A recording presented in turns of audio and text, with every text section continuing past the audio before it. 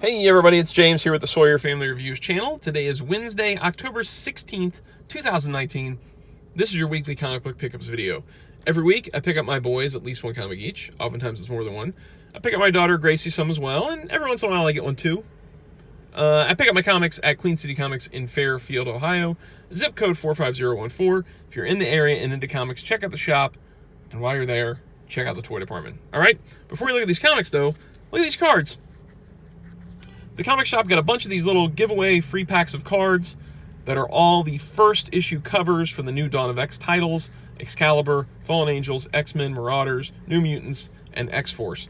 These are cool because on the back of the card, it also tells you who's on each team. So that's really fun.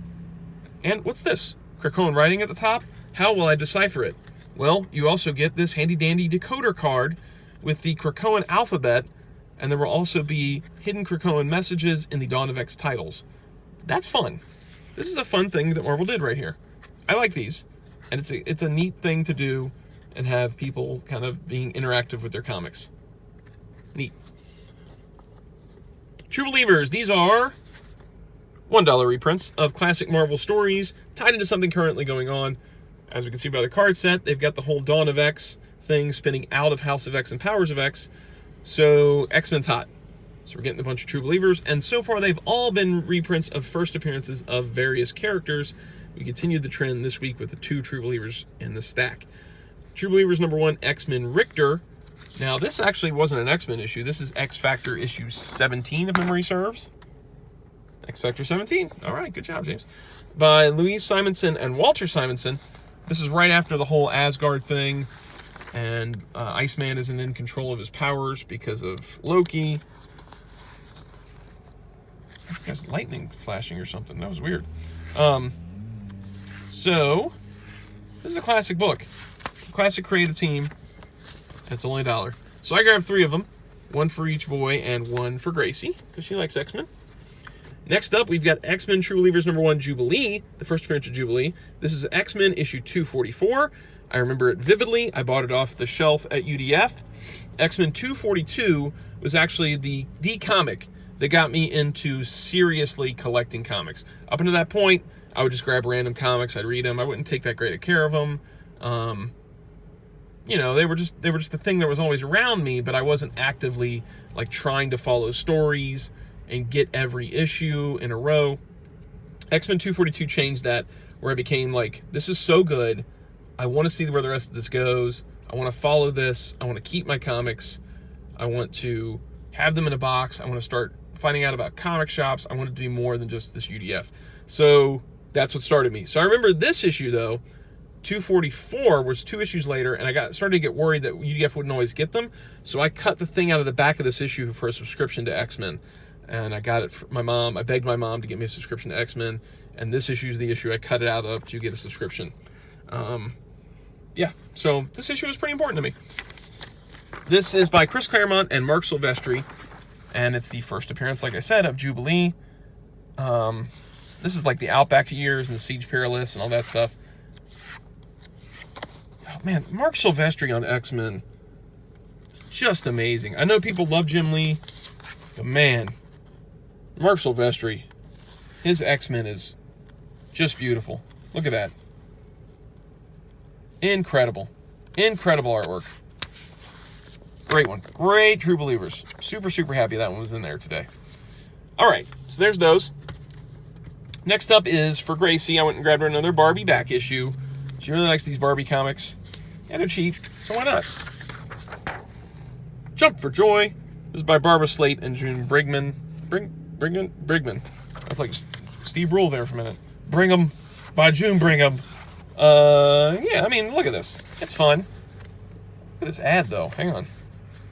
Gracie likes the smell of these, just like I do. I smell old comics. Oh, I remember these old ads. Oh, I used to love these. Look at this coloring on Cyclops. It's weird. And that foreshortening on his arm. That's weird. Those are cool. Those PVCs. All right. Hang on. Look at this smell. Oh, yeah. Old comic smell. That's the best. All right, sorry I got a focus there for you. I had to get a whiff of that comic. All right, Once and Future number 3. Guys, I'm sorry. I still have not read Once and Future 1 and 2. And I promised I was going to read them before the third issue came out, but it snuck up on me. So I still haven't read the other two. But I hear good things about this book, so I'm going to go ahead and keep doing it until I get a chance to read it. $3.99. This is by Boom Studios, and it's kind of a hot book right now. The first 2 issues sold out. I'm sure this issue is going to sell out as well. It seems like it's a sword and sorcery type of book, like a modern day meets sword and sorcery. I will get caught up. I will read these before the 4th issue. I promise myself. I promise you guys. I promise everybody. All right, Absolute Carnage Avengers #1, $4.99. This is another Absolute Carnage tie-in book. I bought this for Keaton. You're going to see why Keaton has a lot of books in a few minutes here. This is by Leah Williams and Zach Thompson on the plot, Zach Thompson on the script, and Alberto Albuquerque and Dewey Villanova doing the art. Absolute Carnage is the big crossover happening right now. Everybody seems to love it. Keaton loves it. There's an Avengers crossover with it. So I guess some symbiotes are going crazy. They're attacking things, and the Avengers got to stop them. Thing's an Avenger. Okay. Wolverine. Spider-Man. Captain America. Cool art. Cool art. All right. There's that one. Another one for Keaton. Absolute Carnage versus Deadpool. Another Absolute Carnage tie-in book. This one is by... Come on, you. Open up. Frank Thierry and Marcelo Ferreri and Jack Jadson in the pencils. The only person that bonded with 4 symbiotes, Deadpool is a prime target for Carnage. The Merc with the Mouth had just defeated several of Carnage's sea-level cronies. He was attacked by a symbiote-wearing Norman Osborn. Okay. Oh, I've liked the art on this book so far. Almost like a horror book a little bit, if I remember right. I might be thinking of something else. It's Deadpool, and it's Carnage, and it's got Spider-Man in it. Hey. What else are you going to do with $3.99? You know? Nothing? Alright, Absolute Carnage, #4. This is the big crossover. So that book is for Keaton. This book is for Keaton. The previous book is for Keaton. Keaton, what are you doing, man? Donny Cates and Ryan Stegman. This is the big crossover that's currently happening with Carnage and Venom and Spider-Man and all that stuff. And so far, oh, look at that. That's fun. So far, it's been a fun read from everybody I've talked to. This is maybe the one that had more of the horror movie feel that I was talking about. So the Avengers are in here, so I wonder if that's tied into that Absolute Carnage Avengers I just picked up for him, too. So I'm kind of glad I picked that up. Thick book. I don't know how much actual story was in there, though. $4.99 on that one. Added to the stack. Okay, so this one is both for me and for Keaton. So this is the regular issue of X-Men #1. This is the big connecting cover, and I assume this is going to connect to all the other issue 1s of X-Force, Excalibur, all that stuff. And so that's pretty fun. That's kind of cool. And this is by Bagley, it looks like. And this cover's by Lionel Francis Yu, who does the interior art. So this is Hickman's book. Hickman is the one that did House of X and Powers of 10.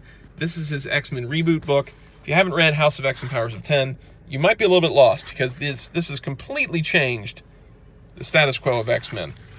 And I'm curious how much catching up they'll do in this, or if they're just going to jump right in.